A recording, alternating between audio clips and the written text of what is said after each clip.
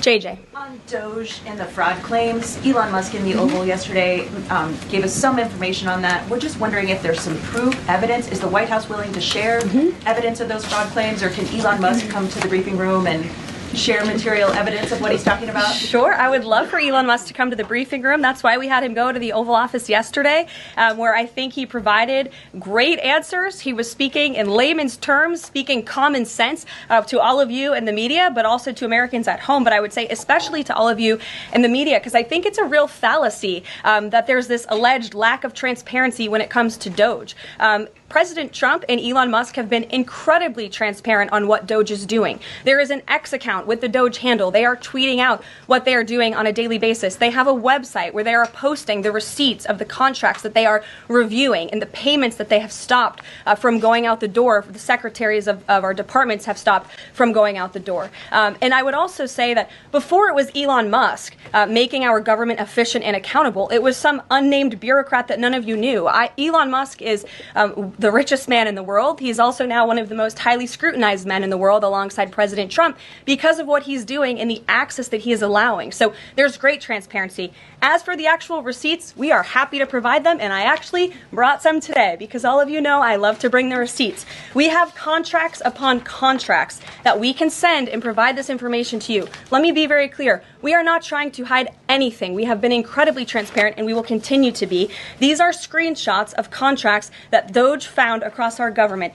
This is a DEI contract, $36,000 for U.S. citizenship and immigration services. That is against the president's policies and his America First agenda. This is a $3.4 million contract, a Council for Inclusive Innovation at the U.S. Patent and Trademark Office, Department of Commerce, another DEI contract that Doge identified. I can continue to go through these.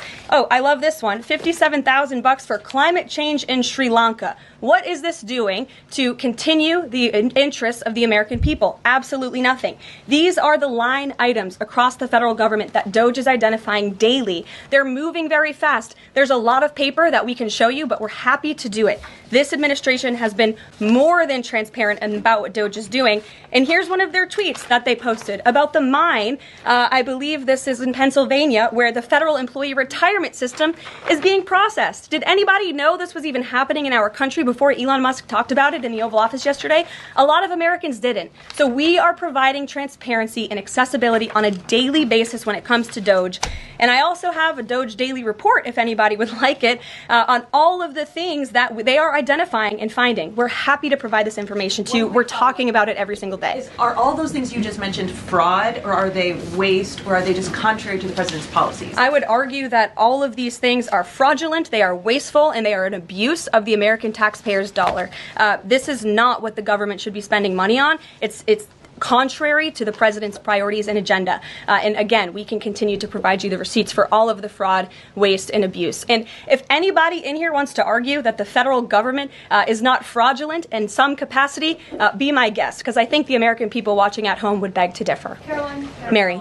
Hey, more on the judges. Does the White House believe the courts have the authority to issue these nationwide injunctions? We believe that the injunctions that have been issued by these judges have no basis in the law and have no grounds, and we will, again, as the president said very clearly yesterday, comply with these orders, but it is the administration's position that we will also ultimately be vindicated, and the president's executive actions that he took were completely within the law, they were constitutional, and we look forward to the day where he can continue to implement his agenda. And I would just add, it's our view that this is the continuation of the weaponization of justice that we have seen against President Trump. He fought it for 2 years on the campaign trail. It won't stop him now. Brian. Yes.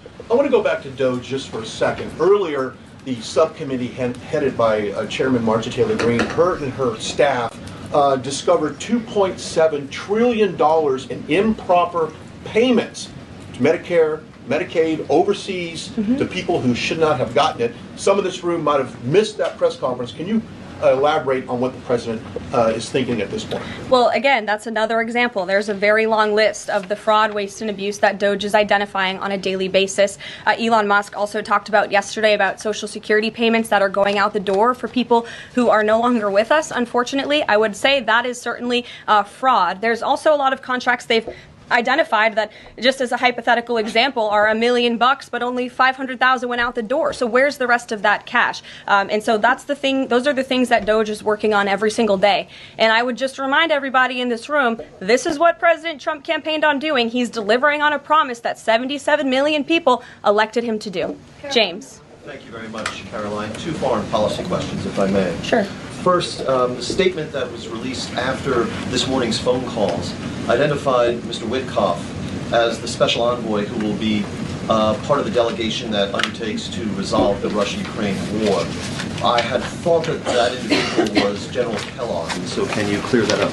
Sure, I'd be happy to. As you mentioned, the president, in his truth, following the phone call with Vladimir Putin, said that he has asked Secretary of State Rubio, the director of the CIA, John Ratcliffe, our national security advisor here at the White House, Michael Watts, and Steve Witkoff to lead the negotiations. As for General Keith Kellogg, he remains a critical part of this team in this effort. He's played a tremendous role in getting the negotiations to this point, and he's very much still part of the Trump administration. The other subject is Iran.